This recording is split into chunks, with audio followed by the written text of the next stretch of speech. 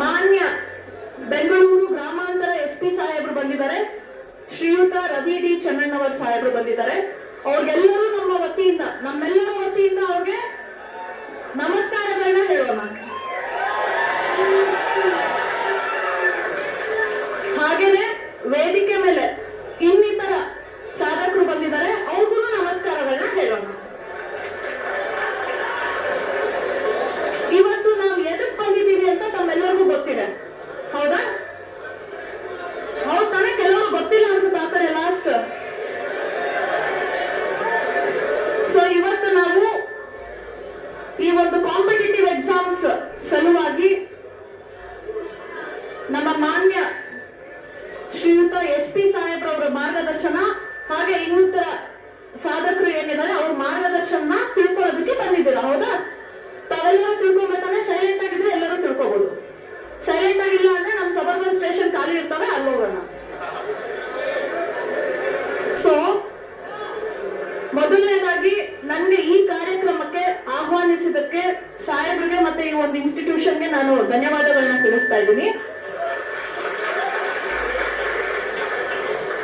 ಯಾಕೆಂದ್ರೆ post Covid ಆದ ನಂತರ ಇದು ಅತ್ಯಂತ ದೊಡ್ಡ ಕಾರ್ಯಕ್ರಮ ಇದೆ. ಕಾಂಪಿಟೇಟಿವ್ ಎಕ್ಸಾಮ್ಸ್ಗೆ ಯಾರು ಪ್ರಿಪೇರ್ ಆಗ್ತಿದ್ದಾರೆ ಆಸ್ಪಿರೆಂಟ್ಸ್ಗೆ ಅವ್ರದ್ದು ಇದೊಂದು ಪ್ರಮುಖ ಕಾರ್ಯಕ್ರಮ ಆಗಿದೆ.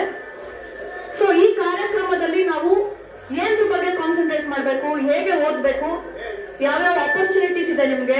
ಯಾಕಂದ್ರೆ ತಾವೆಲ್ಲ ಇಲ್ಲಿ ಬಂದಿರೋರು ಏನಿದ್ದೀರಾ ಎಲ್ಲರದ್ದು ಡಿಗ್ರಿ ಕಂಪ್ಲೀಟ್ ಆಗಿದೆ, ಹೌದಾ?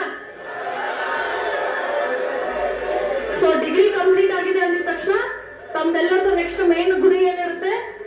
ನಾನು PSI ಆಗ್ಬೇಕು, ನಾನು KS ಆಗ್ಬೇಕು, ನಾನು IAS ಆಗ್ಬೇಕು, ಹೌದಲ್ಲ? ತಮ್ದೆಲ್ಲರದ್ದು ಈ ಒಂದು ಆಶಯಗಳಿದೆ, ಹೌದಲ್ಲ? ಸೊ ಇದ್ರ ಬಗ್ಗೆ ಒಬ್ರೊಬ್ರದ್ದು ಒಂದೊಂದು ಆಶಯ ಇರುತ್ತೆ. ಸೇ ಫಾರ್ ಎಕ್ಸಾಂಪಲ್ ಇವಾಗ ಈ ಹುಡುಗಿದು ಒಂದು PSI ಆಗ್ಬೇಕಂತಿರುತ್ತೆ, ಆ ಹುಡುಗಂದು ಒಂದು UPSC ಮಾಡ್ಬೇಕಂತಿರುತ್ತೆ. ಸೊ ನಿಮ್ಮ ಆಶಯ ಏನಿದೆ ನಿಮ್ಗೆ ಬಿಟ್ಟಿದ್ದು. ಸೊ ಅದ್ರ ಬಗ್ಗೆ ನಾನು ತಯಾರಿ ಹೇಗ್ ಮಾಡ್ಬೇಕು ಅನ್ನೋದ್ರ ಬಗ್ಗೆ ಹೇಳ್ತೀನಿ ನಾನು. ಯಾಕಂದ್ರೆ ನಾನು ಒಂದು 7 years ಬ್ಯಾಕ್ ನಿಮ್ ತರಾನೇ ಸ್ಟೂಡೆಂಟ್ ಆಗಿದ್ದೆ. ಅವಾಗೂ ರವಿ ಸರ್ದು ಎಲ್ಲ ಸ್ಪೀಚಸ್ ಮತ್ತೆ ಅವರು ನಡೆದು ಬಂದ ಹಾದಿ ಪ್ರತಿಯೊಂದ್ರ ಬಗ್ಗೆ ನಾನು ಪುಸ್ತಕದಲ್ಲಿ ಮತ್ತೆ ಟಿವಿ ಯೂಟ್ಯೂಬ್ ಅಲ್ಲಿ ನೋಡ್ಕೊಂಡು ಬೆಳೆದಿದ್ದೀನಿ. ಸೊ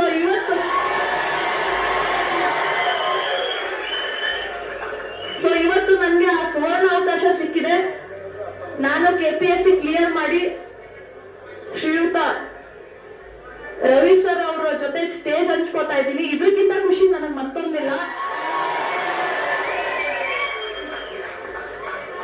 ಸೊ ತಾವು ಎಲ್ಲರೂ ಚೆನ್ನಾಗಿ ಓದಿದ್ರೆ ಮುಂದೊಂದು ದಿನ ತಾವೆಲ್ಲರೂ ಮಾನ್ಯರವ್ರ ಜೊತೆ ಸ್ಟೇಜ್ ನ ಹಂಚ್ಕೋಬಹುದು. ಈ ಒಂದು ಆಶಯ ನಿಮ್ಮಲ್ಲಿ ಇರ್ಲಿ.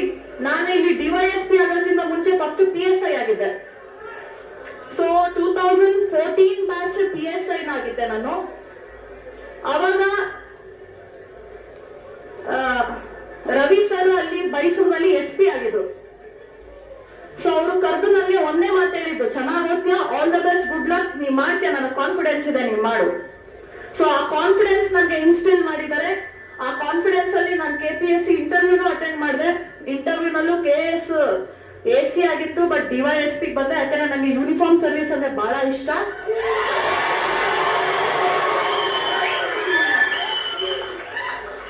ಸೊ ಈ ಹಿರಿಯರ ಮಾರ್ಗದರ್ಶನದಲ್ಲಿ ನಾನು ಓದಿ ನಂದು ಏನ್ ಏಮ್ ಇತ್ತು, DYSP ಆಗ್ಬೇಕು, DYSP ಆಗಿದ್ದೀನಿ. ಇವಾಗ ನಾನು ನಿಮ್ ಮುಂದೆ ನಿಂತಿದ್ದೀನಿ. ಸೊ ನಾಳೆ ದಿವಸ ನೀವು ಏನ್ ಇಚ್ಛೆ ಪಟ್ಟಿದ್ದೀರಾ, ನೀವೇನ್ ಅನ್ಕೊಬೇಕು, ಏನ್ ಆಗ್ಬೇಕು ಅನ್ಕೊಂಡಿದ್ದೀರಾ, ತಾವು ಆಶಿಸ್ತಾ ಅದ್ರ ನಡೆದ್ರೆ ತಾವೆಲ್ಲರೂ ತಮ್ಮ ಅಚೀವ್ಮೆಂಟ್ ಏನಿದೆ ಮುಂದುವರಿಸಬಹುದು. ಸೊ ಇವಾಗ ಪ್ರಿಪರೇಷನ್ ಬಗ್ಗೆ ಹೇಳ್ತೀನಿ ನಾನು. ಮೊದಲನೇದಾಗಿ ನಾನು PSI ಆಗಕ್ಕಿಂತ ಮುಂಚೆ ನಂದು ಫಸ್ಟ್ ಎಕ್ಸಾಮೇ PSI. ಡಿಗ್ರಿ ಮುಗಿತು, ಡಿಗ್ರಿನಲ್ಲಿ 8 ಗೋಲ್ಡ್ ಮೆಡಲ್ ಬಂತು. PSI ಬಂದೆ. ನೋಡ್ತೀನಿ ಎಲ್ಲರೂ ಆಫ್ಟರ್ 5 years ಆದ್ಮೇಲೆ ಫಸ್ಟ್ ಟೈಮ್ ಕ್ವಾಲಿಫರ್ ಆಗಿದೆ. ಸೊ ನಿಮ್ಗೆಲ್ಲ ಗೊತ್ತಿರೋ ಕಾಂಪಿಟೇಷನ್ ಜಾಸ್ತಿ ಇದೆ. ಸೊ ಕಾಂಪಿಟೇಷನ್ ಜಾಸ್ತಿ ಇದೆ ಅಂದ್ರೆ ಓದೋದು ಜಾಸ್ತಿ ಆಗ್ಬೇಕು. ನಂದು ಏನಾಗುತ್ತೆ, ನಂದೇ ಫಸ್ಟ್ ಡೇ ಫಸ್ಟ್ ಪರ್ಸನ್ ನಾನೇ. ಯಾಕಂದ್ರೆ ನನ್ನ ಹೆಸರು ಅನುಷಾ ಅಂತ A ಇಂದ ಸ್ಟಾರ್ಟ್ ಆಗುತ್ತೆ.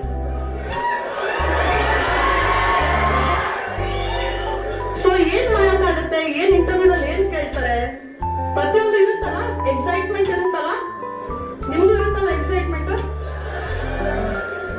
ಸೊ ಇಂಟರ್ವ್ಯೂ ಚೆನ್ನಾಗಿ ಮಾಡಿದೆ. ಇಂಟರ್ವ್ಯೂನಲ್ಲೂ ಹೈಯೆಸ್ಟ್ ಮಾರ್ಕ್ಸ್ ಬಂತು ನನಗೆ. 1 ಮಂತ್ ಅಲ್ಲಿ ರಿಸಲ್ಟ್ ಬಿಟ್ರು. ರಿಸಲ್ಟ್ ಅಲ್ಲೂ ಲೇಡೀಸ್ ಲಿಸ್ಟ್ ಅಲ್ಲಿ ಫಸ್ಟ್ ರ್ಯಾಂಕ್ ಬಂದೆ. ಅವಾಗ ನನಗೆ ಕಾನ್ಫಿಡೆನ್ಸ್ ಬಂತು. ಅವತ್ತಿಂದ ಇಲಾಖೆನಲ್ಲಿ ನಂದು ಏನು ಒಂದು ವೃತ್ತಿ ಜೀವನ ಸ್ಟಾರ್ಟ್ ಆಯ್ತು. 2015 ಅಕ್ಟೋಬರ್ 8ನೇ ತಾರೀಕಿಂದ ನಂದು ಇಲಾಖೆನಲ್ಲಿ ವೃತ್ತಿ ಜೀವನ ಸ್ಟಾರ್ಟ್ ಆಯ್ತು. ಸೊ ಈ PSI ಎಕ್ಸಾಮ್ ಜೊತೆಗೇನೆ KS ಕಾಲ್ಫರ್ ಮಾಡಿದ್ರು. 2015 ನಲ್ಲಿ KS ಕಾಲ್ಫರ್ ಮಾಡಿದ್ರು. ಆ ಎಕ್ಸಾಮ್ ಈ ಎಕ್ಸಾಮ್ ಎರಡು ಒಟ್ಟಿಗೆ ಬರ್ತಿದ್ದೆ. ತದನಂತರ ನಾನು ಟ್ರೈನಿಂಗ್ ಬಂದೆ. ಟ್ರೈನಿಂಗ್ ಬಂದ್ಮೇಲೆ ವೈವಾ ಯಾರು ಸೆಲೆಕ್ಟ್ ಆಗಿದ್ದಾರೆ ಅಂತ ಲಿಸ್ಟ್ ಬಿಟ್ರು. ಸೊ ಆ ಲಿಸ್ಟ್ ಅಲ್ಲಿ ನಂದು ನಂಬರ್ ಇತ್ತು. ಮತ್ತದೇ ದುಗುಡ ದುಮ್ಮಾನ, ಏನ್ ಪಾಸ್ ಆಗ್ತೀನ, ಹಿಂಗೆ ಟ್ರೈನಿಂಗ್ ಅಲ್ಲಿ ಇದ್ದೀನಿ, ಹೆಂಗೋ ಏನ್ ಕತೆ. ಅವಾಗ ನಮ್ ತಂದೆ ಹೇಳಿದ ಮಾತು ನೆನ್ಪು ಬಂತು ನಂಗೆ, ಎಫರ್ಟ್ಸ್ ಮಾಡು, ಆದ್ರೆ ಆಗ್ಲಿ, ಇಲ್ಲ ಅಂದ್ರೆ ಏನ್ ಮಾಡಕ್ಕಾಗುತ್ತೆ. ಮತ್ತೆ ನಾನು ಎಫರ್ಟ್ಸ್ ಮಾಡಿ ಟ್ರೈನಿಂಗ್ ಅಲ್ಲೇ ಓದ್ಕೋತಾ ಇದ್ದೆ ಪ್ರತಿದಿನ.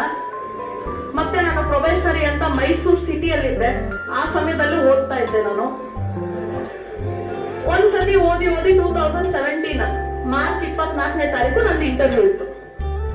KS ಇಂಟರ್ವ್ಯೂ ಇತ್ತು.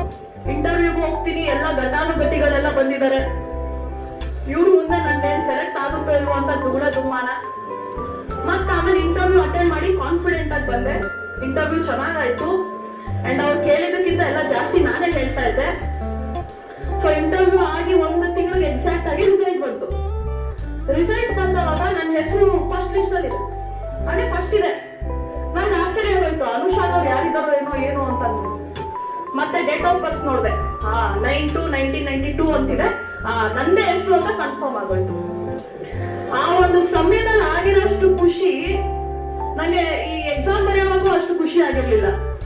ಇಷ್ಟು ಕಷ್ಟ ಬಿದ್ದಿದ್ದಕ್ಕೆ ನನ್ಗೆ DYSP ಫಸ್ಟ್ ರ್ಯಾಂಕ್ ಬಂತಲ್ಲ ಅನ್ನೋ ಖುಷಿ ನನ್ಗೆ ಈಗ್ಲೂ ನೆನ್ಪು ಬರುತ್ತೆ ನನ್ಗೆ.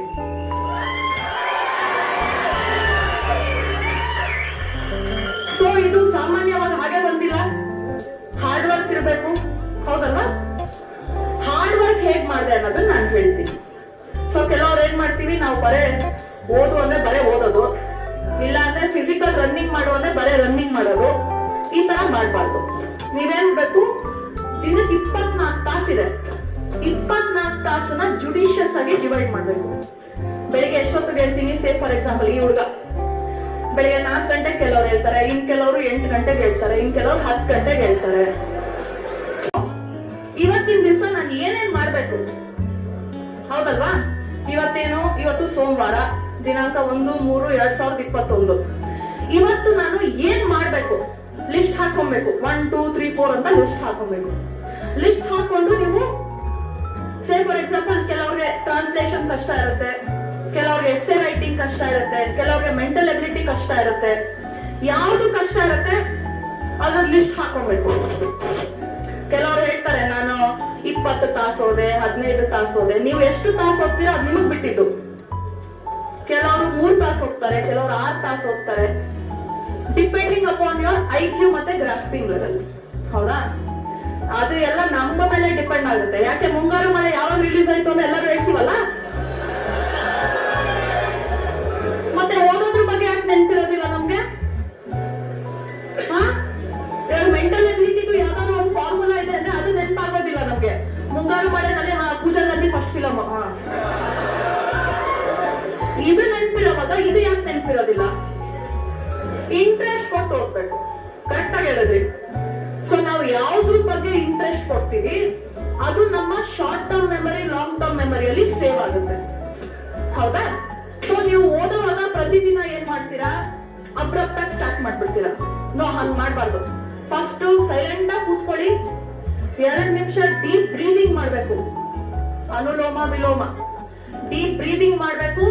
ಆಮೇಲೆ ನಿಮ್ಗೆ ಅನ್ಸುತ್ತೆ ಒಂದ್ ಪಾಯಿಂಟ್ ಆಫ್ ಟೈಮ್, ಹೌದು ನಾನು ಇವಾಗ ರೆಡಿ ಇದೀನಿ ಓದೋದಕ್ಕೆ ಅಂತ. ಆ ಟೈಮಲ್ಲಿ ನೀವೇನ್ ಮಾಡ್ಬೇಕು, ಅವಾಗಿಂದ ಓದೋದಕ್ಕೆ ಸ್ಟಾರ್ಟ್ ಮಾಡ್ಬೇಕು. ಅಬ್ರಪ್ಟ್ ಆಗಿ ಯಾವತ್ತು ಓದೋದಕ್ಕೆ ಸ್ಟಾರ್ಟ್ ಮಾಡ್ಬೇಡ್ರಿ. ಕೆಲವ್ರು ಎದ್ದಿದ ತಕ್ಷಣ ಅಲ್ಲೇ ಬೆಡ್ ಮೇಲೆ ಬುಕ್ ಇಟ್ಕೊಂಡಿರ್ತಾರೆ, ಸ್ಟಾರ್ಟ್ ಮಾಡ್ಕೊಂಡ್ಬಿಡು. ಹಂಗ್ ಮಾಡ್ಬಾರ್ದು. ಎದ್ದಿದ ತಕ್ಷಣ 5 ನಿಮಿಷ ನಾರ್ಮಲ್ಸಿಗೆ ಬರ್ಬೇಕು. ಯಾಕಂದ್ರೆ ನಿದ್ದೆ ಮೂಡಿಂದ ನಾರ್ಮಲ್ಸಿಗೆ ಬರ್ಬೇಕು. ನೀವು ನಿದ್ದೆ ಮೂಡಲ್ಲಿ ಏನೋದ್ರು ತಲೆಗೆ ಹೋಗೋದಿಲ್ಲ. 2 ನಿಮಿಷ ಮೆಡಿಟೇಷನ್ ಮಾಡ್ಬೇಕು. 2 ನಿಮಿಷ ಸುಮ್ನೆ ಕೂತ್ಕೊಬೇಕು, ಯಾರ ಹತ್ರ ಮಾತಾಡ್ಬಾರ್ದು. ಕೆಲವ್ರಿಗೊಂದು ದುರಭ್ಯಾಸ ಏನು, ಬೆಳಿಗ್ಗೆ ಎದ್ದಿದ ತಕ್ಷಣ ವಾಟ್ಸ್ಆಪ್ ಮೆಸೇಜ್ ಏನ್ ಬಂತು, ಸ್ಟೇಟಸ್ ಯಾರು ಎಷ್ಟು ಜನ ನೋಡಿದ್ರು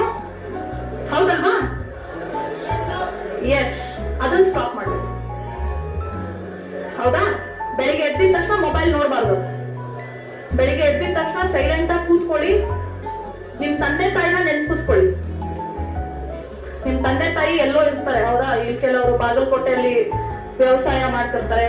ದಯವಿಟ್ಟು ನಿಮ್ ತಂದೆ ತಾಯಿ ಬಗ್ಗೆ ಯೋಚನೆ ಮಾಡಿ. ನಿಮ್ ತಂದೆ ತಾಯಿ ಏನ್ ಕೆಲಸ ಮಾಡಿ ಎಷ್ಟು ಕಷ್ಟ ಬಿದ್ದು ನಿಮ್ಮನ್ನ ಕಾಲೇಜ್ ಕಳಿಸ್ತಾ ಇದಾರೆ, ಕೋಚಿಂಗ್ ಕ್ಲಾಸ್ ಕಳಿಸ್ತಾ ಇದಾರೆ ಅನ್ನೋದ್ರ ಬಗ್ಗೆ 1 ನಿಮಿಷ ಯೋಚನೆ ಮಾಡ್ಬೇಕು. 2 ನಿಮಿಷ ಪ್ರಾಣಾಯಾಮ, 2 ನಿಮಿಷ ಸೈಲೆಂಟ್ ಆಗಿ ಕುತ್ಕೊಳ್ಳೋದು, 1 ನಿಮಿಷ ತಂದೆ ತಾಯಿ ಫ್ಯಾಮಿಲಿ ಬಗ್ಗೆ ಯೋಚನೆ ಮಾಡೋದು. 5 ನಿಮಿಷ ಮುಗೀತು. ಇವಾಗ you are ready for preparation. ಒಂದ್ಸತಿ ನೀವು ರೆಡಿ ಆಗಿದ ತಕ್ಷಣ ಏನ್ ಮಾಡ್ಬೇಕು? ನೀವು ಪ್ರಯಾರಿಟಿ ಮಾಡ್ಕೊಂಡಿರ್ತೀರಲ್ಲ, ಲಿಸ್ಟ್ ಮಾಡ್ಕೊಂಡಿರ್ತೀರಲ್ಲ. ಇವತ್ತು ನಾ ಮೆಂಟಲ್ ಎಬಿಲಿಟಿ ಓದ್ತೀನಿ, ಇವತ್ತು ಇಂಗ್ಲಿಷ್ ಟ್ರಾನ್ಸ್ಲೇಷನ್ ಮಾಡ್ತೀನಿ, ಹೌದಲ್ವಾ? ಆ ಕಡೆ ಲಾಸ್ಟ್. ಸೊ ಒಂದೊಂದು ಲಿಸ್ಟ್ ಮಾಡೋವಾಗೂ ನೀವು ಅದ್ರದ್ದು ಎಷ್ಟು ನಿಮ್ಗೆ ಗ್ರಾಸ್ಪಿಂಗ್ ಪವರ್. ಯಾಕಂದ್ರೆ ಕೆಲವರು ಸೈನ್ಸ್ ಬ್ಯಾಕ್ ಗ್ರೌಂಡ್ ಇರ್ತೀರಾ, ಆರ್ಟ್ಸ್ ಅರ್ಥ ಆಗ್ತಾರಲ್ಲ. ಕೆಲವರು ಆರ್ಟ್ಸ್ ಬ್ಯಾಕ್ ಗ್ರೌಂಡ್ ಇರ್ತೀರಾ, ಸೈನ್ಸ್ ಸ್ವಲ್ಪ ಕಷ್ಟ ಆಗ್ತಾರಂತೆ. ಯಾವ್ದು ಕಷ್ಟ ಅಲ್ಲ, ಯಾವ್ದು ಈಸಿ ಅಲ್ಲ, ಎಲ್ಲ ನಮ್ಮ ಮೇಲೆ ಡಿಪೆಂಡ್. ಇವಾಗ ಹೇಳಿದ್ರಲ್ಲ ಇಂಟ್ರೆಸ್ಟ್ ಅಂತ, ಆ ತರ ಇಂಟ್ರೆಸ್ಟ್ ಇಟ್ಟು ಯಾವ್ದು ನೋಡ್ತೀವಿ ಅದ್ ನಮ್ ತಲೆಯಲ್ಲಿ ಇರುತ್ತೆ. ಜಸ್ಟ್ ಎಕ್ಸಾಂಪಲ್ ನಾ ಕೊಟ್ಟಿದ್ದಷ್ಟೇ, ಮುಂಗಾರು ಮಳೆ. ಸೊ ಬೆಳಿಗ್ಗೆ ಎದ್ದಿದ ತಕ್ಷಣ ಇಷ್ಟು ಕಾರ್ಯಗಳನ್ನ ನೀವು ಮಾಡ್ಬೇಕು. ಇಷ್ಟು ಕಾರ್ಯಗಳು ಮಾಡಿದ ನಂತರ ನೀವೇನ್ ಮಾಡ್ಬೇಕು? ಪ್ರಿಪರೇಷನ್ ಸ್ಟಾರ್ಟ್ ಆಗುತ್ತೆ. ಪ್ರಿಪರೇಷನ್ ಸ್ಟಾರ್ಟ್ ಆದ್ಮೇಲೆ ಇದಕ್ಕೆ ಬಹಳ ಇಂಪಾರ್ಟೆಂಟ್ ಅಂದ್ರೆ ನಿಮ್ಮ ಒಂದು ಆಟಿಟ್ಯೂಡ್. ಕೆಲವರು 1 ವಾರ ಹೋಗ್ತೀರಾ, ಆಮೇಲೆ ಸೈಲೆಂಟ್ ಆಗಿ ಮೂಲೆಯಲ್ಲಿ ಕುತ್ಕೊಂಡ್ಬಿಡ್ತೀರಾ, ನನ್ಗೆ ಆಗೋದಿಲ್ಲ ಬಿಡು ಅಂತ. ಅದ್ ಮಾಡ್ಬಾರ್ದು. Never give up. ಆಗುತ್ತೆ, ಯಾವ್ದಾದ್ರೂ ಆಗುತ್ತೆ, ಒಂದೊಂದ್ ದಿನ ಆಗುತ್ತೆ. ವೆಯ್ಟ್ ಮಾಡ್ಬೇಕು, ಹತಾಶ ಆಗ್ಬಾರ್ದು. ಕರೆಕ್ಟ್? ಆಮೇಲೆ ನೆಕ್ಸ್ಟ್ ಇನ್ನೊಂದೇನು ಅಂದ್ರೆ ನಿಮ್ಮ ಆಹಾರ ಪದ್ಧತಿ. ಕೆಲವ್ರು ಏನ್ ಮಾಡ್ತೀರಾ, ಆಮೇಲೆ ನಿಮ್ಗೆ ಏನಂದ್ರೆ ಕೆಲವೊಂದ್ಸತಿ ಜಿಗುಪ್ಸೆ ಬರುತ್ತೆ. ಏನಾಗುತ್ತೆ, ಕೆಲವ್ರು ಫ್ರೆಂಡ್ಸ್ ಪಾಸ್ ಆಗ್ಬಿಟ್ಟಿರ್ತಾರೆ, ನೀವು ಆಗಿರೋದಿಲ್ಲ. ಸೊ ಆತರ ಪರಿಸ್ಥಿತಿ ತಂದ್ಕೊಂಡ್ಬೇಡಿ. ಅವ್ರು ಪಾಸ್ ಆದ್ರು ಅಂದ್ರೆ ಅವ್ರು ಕಷ್ಟ ಬಂದಿದ್ದಾರೆ, ಅವ್ರ ಹಾರ್ಡ್ ವರ್ಕ್, ಅವ್ರ ಲಕ್. ನಿಮ್ಗೂ ಒಂದು ಒಳ್ಳೆ ಕೆಲಸ ಕಾಯ್ತಾ ಇರುತ್ತೆ, ಹೌದಲ್ವಾ? ಕೆಲವ್ರು ಏನೋ ಆಗ್ಬೇಕು ಅನ್ಕೊಂಡಿರ್ತೀರಾ, ಏನೋ ಆಗಿರ್ತಾರೆ. ಇದೆಲ್ಲದಕ್ಕಿಂತ ಫಸ್ಟ್ ನಾವ್ ಆಗ್ಬೇಕಾಗಿರೋದು ಮನುಷ್ಯ ಆಗ್ಬೇಕು, ಹೌದಾ? ಯಾರು ಒಪ್ಪೋದಿಲ್ಲ, ಹೌದ್ ತಾನೆ? ಇವಾಗ ನಾವೆಲ್ಲರೂ ನನ್ KS ಆಗ್ಬೇಕು, ನಾ PSI ಆಗ್ಬೇಕು ಅನ್ನೋ ಬರದಲ್ಲಿ ನಾವು ಮನುಷ್ಯತ್ವನೇ ಕಳ್ಕೊಂಡ್ಬಿಟ್ಟಿರ್ತೀವಿ. ನಮ್ಮಲ್ಲಿ ನಮ್ಮ ಮಧ್ಯೆನೆ ಅಸೂಯೆ ಬಂದ್ಬಿಟ್ಟಿರುತ್ತೆ, ನಮ್ಮ ಮಧ್ಯೆನೆ ಒಂದು ವೈಮನಸ್ ಬಂದಿರುತ್ತೆ, ಹೌದಾ? ಕಟ್ ರೋಡ್ ಕಾಂಪಿಟೇಷನ್ ಬಂದಿರುತ್ತೆ.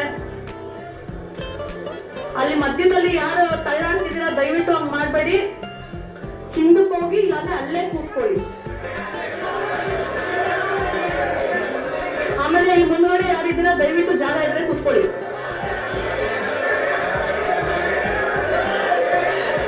ಆಯ್ತು, ಸಮಾಧಾನ. ಆಮೇಲೆ ನೀವೆಲ್ಲ ಯುವಕರಿದ್ದೀರಾ, ಬಿಸಿ ರಕ್ತ.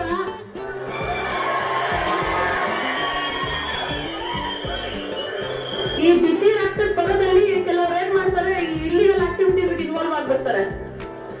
ಸಪ್ತಾಪುರದಲ್ಲಿ ಹಲವಾರು ಸರಿ ನಮ್ ಸ್ಟೇಷನ್ಗೆ, ಸಬರ್ಬನ್ ಸ್ಟೇಷನ್ ಕರ್ಕೊಂಡ್ ಬಂದಿರ್ತಾರೆ. ಅದು ಯಾರಂತ ನನಗೆ ಗೊತ್ತಿಲ್ಲ, ಇಲ್ಲಿದಾರೋ ಇಲ್ವೋ ಗೊತ್ತಿಲ್ಲ. ಸೊ ಈ ನಿಮ್ಮ ಹುಮ್ಮಸ್ಸಿನಲ್ಲಿ ಒಳ್ಳೆ ಕೆಲಸ ಮಾಡ್ಬೇಕು. ಹೋಗಿ ಗಾಂಜಾ ಕನ್ಸ್ಯೂಮ್ ಮಾಡೋದು, ಇಲ್ಲ ಅಂದ್ರೆ ಡ್ರಿಂಕ್ಸ್ ಮಾಡೋದು, ಇಲ್ಲ ಹೆಣ್ಮಕ್ಳು ಚುಡಾಯಿಸೋದು, ಇಲ್ಲ ಇನ್ನೇನೋ ಮಾಡೋದು ಬೇಡ. ಮೊನ್ನೆ ಒಂದು PG ನಲ್ಲಿ, ಆ PG ಅವರು ಯಾವ ಹೆಸರು ಹೇಳೋದಿಲ್ಲ ನಾನು, ಅವ್ರವ್ರೇ ವೈಮನಸ್ಸಿಂದ ಮೊಬೈಲ್ ಕದ್ದಿದ್ದಾರೆ. ಇಂಥವ್ ಕೆಲಸ ಎಲ್ಲ ಆಗ್ಬಾರ್ದು. ನೀವೆಲ್ಲರೂ ಓದೋದಕ್ ಬಂದಿದ್ದೀರಾ, ಓದೋದ್ ಮಾತ್ರ ನಿಮ್ ತಲೆಯಲ್ಲಿ ಇರ್ಬೇಕು. ಬೆಳಿಗ್ಗೆ ಎದ್ದಿದ ತಕ್ಷಣ ನಾವೆಲ್ಲರೂ ಕನ್ನಡಿ ನೋಡ್ಕೋತೀವಲ್ಲ, ಕನ್ನಡಿ ನೋಡ್ಕೊಂಡಿರೋರು ಯಾರು ಇಲ್ಲ, ಹೌದಲ್ಲ? ಕನ್ನಡಿ ನೋಡ್ಕೊಂಡಿರೋರು ಯಾರು ಇದ್ದೀರಾ ಅಂದ್ರೆ ಕೈ ಎತ್ತಿ.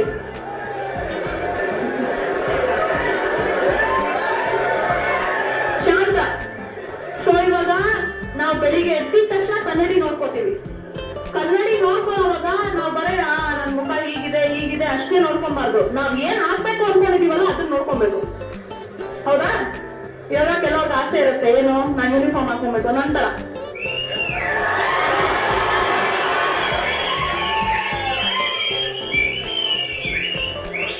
ಅವಾಗ ಈ ತರ ಫೋನ್, ಸ್ಮಾರ್ಟ್ ಫೋನ್ ಎಲ್ಲ ಜಾಸ್ತಿ ಇರ್ಲಿಲ್ಲ, ಎಲ್ಲ ಒಂದೊಂದು ಇರ್ತಾ ಇತ್ತು. ಸ್ಮಾರ್ಟ್ ಫೋನ್ ಜಾಸ್ತಿ ಇರ್ಲಿಲ್ಲ 2013. ಕನ್ನಡಿನಲ್ಲಿ ನಾನೇ ನೋಡ್ಬೋದ, ನಾನು ಪೊಲೀಸ್ ಯೂನಿಫಾರ್ಮ್ ಹಾಕೊಂಡಿದ್ದೀನಿ, ಚೆನ್ನಾಗಿ ಕಾಣ್ತಾ ಇದ್ದೀನಿ, ಕ್ಯಾಪ್ ಹಿಂಗಿದೆ. ಸೊ ನಮ್ಮನ್ನ ನಾವು ಏನ್ ಆಗ್ಬೇಕು ಅನ್ಕೊಂಡಿದೀವಿ, ಈ ವಿಸಿಲ್ ಎಲ್ಲ ಬೇಡ.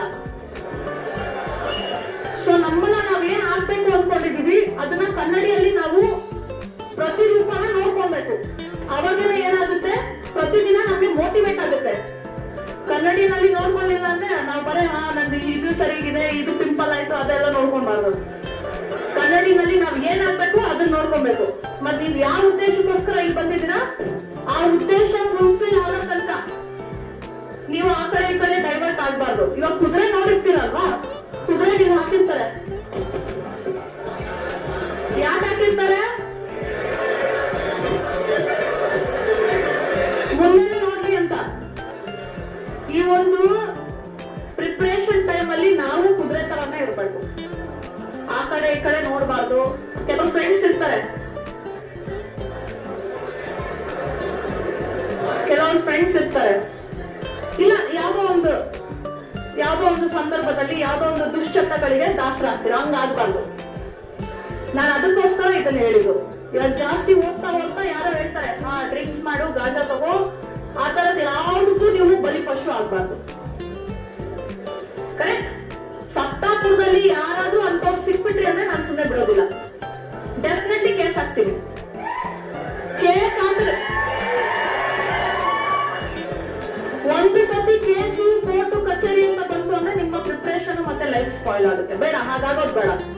ಯಾಕಂದ್ರೆ ನೀವೆಲ್ಲ ನಮ್ ಧಾರವಾಡ ಬಂದಿದ್ದೀರಾ, ಚೆನ್ನಾಗಿ ಓದ್ಬೇಕು, ಚೆನ್ನಾಗಿ ಕೆಲ್ಸ ಗಿಟ್ಟಿಸ್ಕೋಬೇಕು. ನೀವೇನೋ ಒಂದು ಉದ್ದೇಶದಿಂದ ಬಂದಿರಾ, ಆ ಉದ್ದೇಶ ಎಲ್ಲ ಕರೆಕ್ಟ್ ಟೈಮ್ಗೆ ಸಾರ್ಥಕ ಆಗ್ಬೇಕು. ಸುಮ್ನೆ ಬಂದಿಲ್ಲ ಏನೋ ಒಂದು ಅವಘಡ, ಏನೋ ಮಾಡ್ಕೊಂಡು ಯಾರ್ದೋ ಮಾತು ಕಟ್ಕೊಂಡು ಏನೋ ಮಾಡ್ಕೊಂಡು ಕೇಸ್ ಗೀಸ್ ಆಯ್ತು ಅಂದ್ರೆ ನೋಡ್ರಿ ಸರಿ ಹೋಗೋದಿಲ್ಲ. ನಾನು ಇವಾಗ ಕ್ಲಿಯರ್ ಆಗಿ ಹೇಳ್ಬಿಟ್ಟಿದ್ದೀನಿ. ಎಲ್ಲರೂ ಎಲ್ಲ ಸಪ್ತಾಪುರದವರೇ ಇದೀರ ಮೆಜಾರಿಟಿ. ನೀವೆಲ್ಲರೂ ಕ್ಲಿಯರ್ ಕಟ್ ಆಗಿ ಇದನ್ನ ತಲೆಯಲ್ಲಿ ಇಟ್ಕೊಬೇಕು. ಯಾವ್ದಾದ್ರು ಕೇಸ್ ಆಯ್ತು ಅಂದ್ರೆ ಸುಮ್ನೆ ಬಿಡೋದಿಲ್ಲ. ಇಷ್ಟು ದಿವಸ ನಾವು ವಾರ್ನಿಂಗ್ ಮಾಡಿ ಬಿಡ್ತಾ ಇದ್ದೆ. ಇನ್ನು ವಾರ್ನಿಂಗ್ ಯಾವ್ದಿಲ್ಲ, ಡೈರೆಕ್ಟ್ ಕೇಸ್ ಆಗ್ತದೆ. ಎಸ್ಪೆಷಲಿ ಈ ಗಾಂಜಾ, ಡ್ರಿಂಕ್ಸ್, ಆಮೇಲೆ ಇದು ಈ ಹುಡುಗಿಗೆ ಚುಡಾಯಿಸೋದು, ಅಂಡ್ ನನ್ ಲಿಮಿಟ್ಸ್ ಅಲ್ಲಿ ಈ ತರ ಹುಡುಗಿರು ಚುಡಾಯಿಸೋದು ಗಿಡಾಯಿಸೋದು ಮಾಡಿದ್ರೆ ಡೆಫಿನೆಟ್ಲಿ ಗಾಚಾರ ಬಿಡಿಸ್ಕೊತೀವಿ.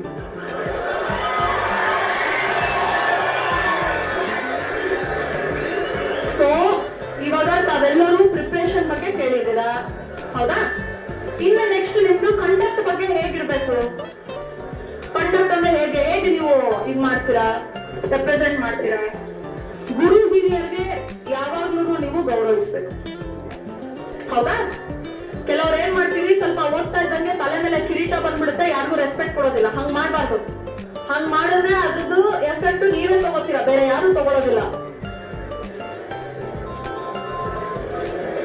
ಸೊ ತಂದೆ ತಾಯಿಗೆ ರೆಸ್ಪೆಕ್ಟ್ ಕೊಡ್ಬೇಕು, ಗುರು ಹಿರಿಯರಿಗೆ ರೆಸ್ಪೆಕ್ಟ್ ಕೊಡ್ಬೇಕು, ನಿಮ್ ಎಲ್ಡರ್ಸ್ ಯಾರಿದ್ದಾರೆ ಪ್ರತಿಯೊಬ್ಬರಿಗೂ ರೆಸ್ಪೆಕ್ಟ್ ಕೊಡ್ಬೇಕು. ರೆಸ್ಪೆಕ್ಟ್ ಬಹಳ ಇಂಪಾರ್ಟೆಂಟ್. ಕರೆಕ್ಟ್? ಇಷ್ಟೆಲ್ಲ ಮಾಡೋಣ.